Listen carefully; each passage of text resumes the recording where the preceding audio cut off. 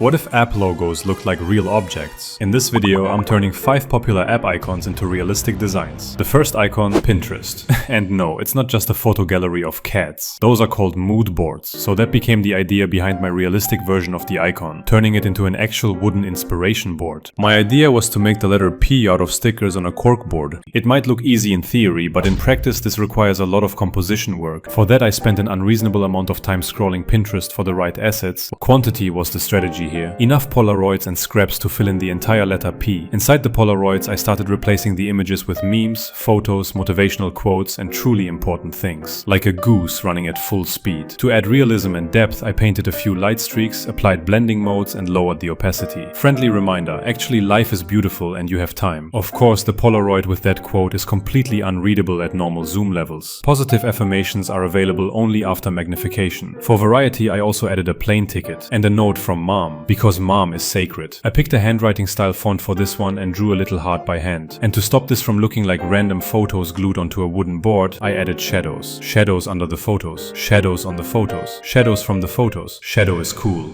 Some of these photos were being held up entirely by good vibes and the laws of fiction. So I added push pins and pinned them to the board properly. As a final touch, I wanted everything to have more depth and better lighting. So I added a gradient across the entire composition, going from warm yellow highlights to cool dark purple shadows. And just like that, the Pinterest icon started looking like an actual creative process.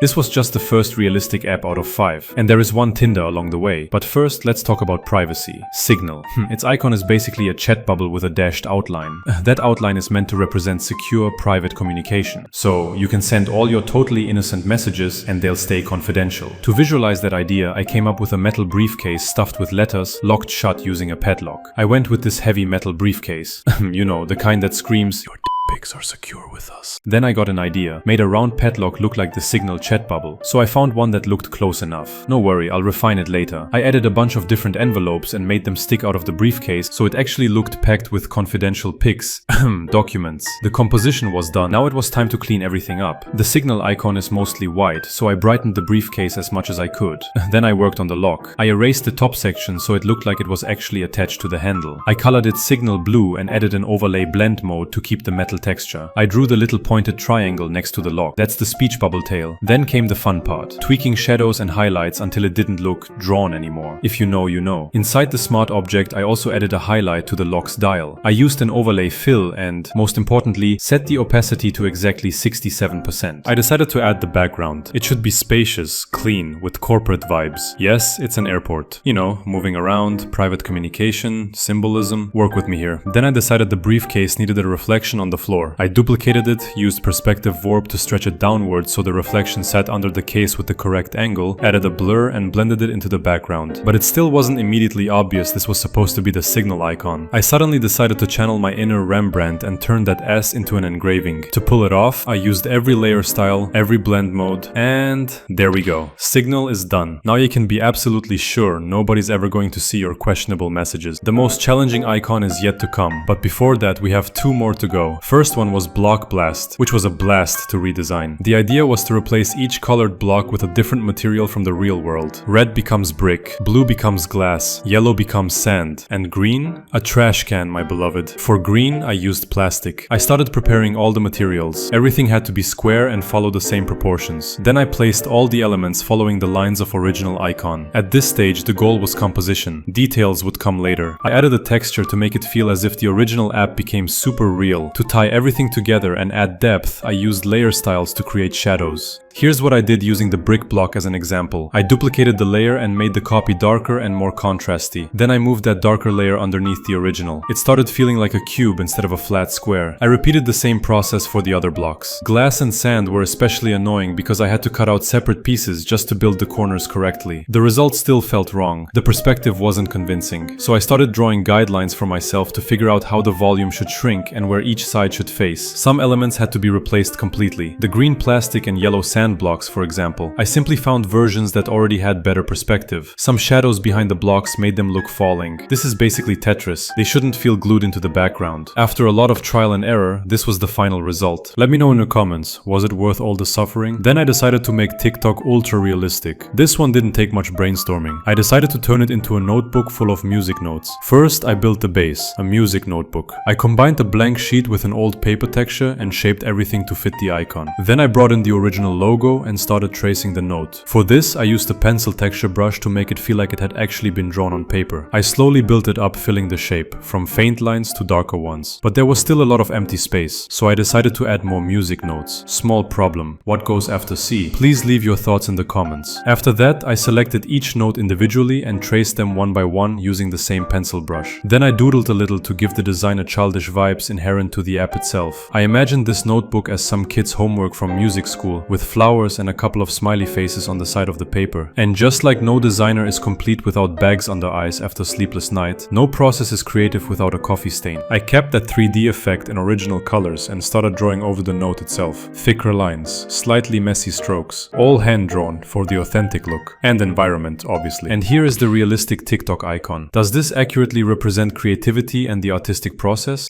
And at last, we've got Tinder. This was the most difficult of icons, so I had to start with a sketch first. The idea was to use two lighters whose flames come together to form the heart. I took one lighter, duplicated it, flipped it, and placed them facing each other. I added a heart above them, and finally dropped in the flames coming out of both lighters. Now I had to turn those flames into a heart. So I used warp and, using the heart underneath as a guide, slowly stretched and reshaped the flames until they matched the silhouette. Then I changed the color of the fire to pink, so it would match Tinder's color palette a little better. I figured love, especially on Tinder, is pretty unpredictable, so I made the flames a bit wilder, making them sharper and more chaotic. Then I layered in some heart-shaped fire, because if you're going to catch feelings, you might as well catch fire too. For the final touch, I added a yellow gradient to the heart, so it actually felt like it was made of flames instead of just being colored red. So I guess you and I are a perfect match, huh? Let me know in the comments which of these 5 realistic app icons was your favorite.